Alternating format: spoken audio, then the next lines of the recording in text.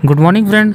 आज मैं इस वीडियो में डिस्कस करूंगा ट्रांसफार्मर ऑयल फिल्ट्रेशन के बारे में कि हम ट्रांसफार्मर ऑयल का फिल्ट्रेशन कब करते हैं, क्यों करते हैं और कैसे करते हैं। इन सारी चीज़ों के बारे में आज हम डिस्कस करेंगे।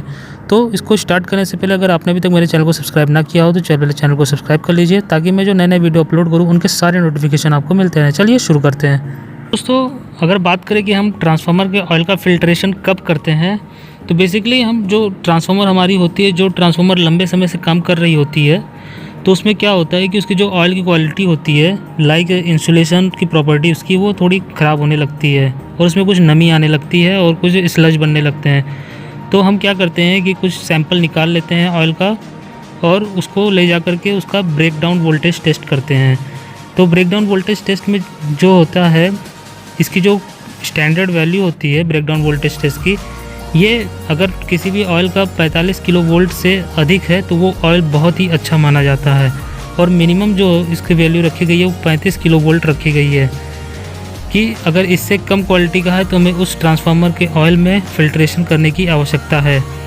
तो ये हो गया कि हम कब करते हैं। अगर अब हम बात करें कि हम लोग क्यों करते हैं, तो बेसिकली क्या होता है, जानते हैं कि ऑयल का इंसुलेशन बहुत हाई होता है और ये कूलेंट के लिए यूज़ होता है। तो हमें करना क्या होता है कि हम लोग मतलब फ़िल्ट्रेशन क्यों करते हैं कि जो हमारी ट्रांसफार्मर लंबे समय से काम कर रही होती है उसमें कुछ मॉइस्चर कंटेंट आ जाते हैं, कुछ डिसॉल्व गैसेस या एसिडिटी हो जाती है, या फिर उसमें स्लज या अनवांटेड इम्प्योरिटीज़ आ जाते हैं। तो हम इन सारी चीज़ों को हमें हटाना होता है, क्योंकि अगर हम इन चीज़ों को फिर हटा देंगे तो क्या होता है कि हमारी जो ट्रांसफार्मर की जो डाइलेक्ट्रिक स्ट्रेंथ है ऑयल की, वो बढ़ जाती है, हमारे ट्रांसफार्मर की लाइफ भी बढ़ जाती है और ट्रांसफार्मर में इंटरनल ब्रेकडाउन कम होते हैं फिर।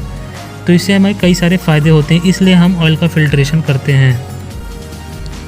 अब अगर बात करें कि हम लोग फ़िल्ट्रेशन कैसे करते हैं, तो बेसिकली इसके लिए एक ऑयल फ़िल्ट्रेशन मशीन होती है जो अप्रॉक्सीमेट 250 से 24,000 LPH तक ऑयल को फ़िल्ट्रेट कर सकती है। मीन्स 250 लीटर पर आवर से लेकर के 24,000 लीटर पर आवर तक वो ऑयल का शुद्धिकरण कर सकती है।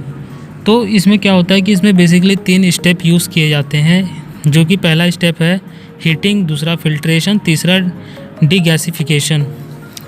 तो हम देखते हैं, हम इन तीनों स्टेप को एक स्टेप वाइज समझते हैं कि फिर कैसे कैसे क्या होता है। तो अगर बात करें हम हीटिंग की, तो क्या होता है कि ये जो इसमें मशीन होती है, इसमें एक इनलेट वाल्व लगा होता है जो कि ट्रांसफार्मर के ऑयल को सक करके एक हीटिंग चैम्बर में लेके जाती है, जहाँ पर ऑयल जो होता है वो 65 डिग्री सेल्सियस तक गर्म होता है। फिर जब हीटिंग चैम्बर में ये गर्म हो जाती है तो इसके बाद ये फ़िल्ट्रेशन प्रोसेस के लिए अंदर जाती है। फ़िल्ट्रेशन प्रोसेस में ये होता है कि इसमें जो स्लज होते हैं इसको ये रिमूव करता है। लगभग जो होता है ये 50 माइक्रोन से बड़ी साइज़ तक की पार्टिकल्स को रिमूव कर देता है। फिर जब यहाँ फ़िल्ट्रेशन प्रोसेस हो जाता है तो फिर इसका डीगैसिफिकेशन होता है, जिसमें ऑयल का डिहाइड्रेशन या डीगैसिफिकेशन होता है। इसमें क्या होता है कि ट्रांसफार्मर में जो मॉइस्चर या गैस ये सब जो होती हैं, ये सारी चीज़ें रिमूव होती हैं ड्यू टू वैक्यूम पंप से, क्योंकि इसमें यहाँ पे जो हमारा डीगैसिफिकेशन चैम्बर होता है इसके बगल में एक वैक्यूम पंप लगा होता है जो ये मॉइस्चर या गैस को रिमूव करने में काम आता है।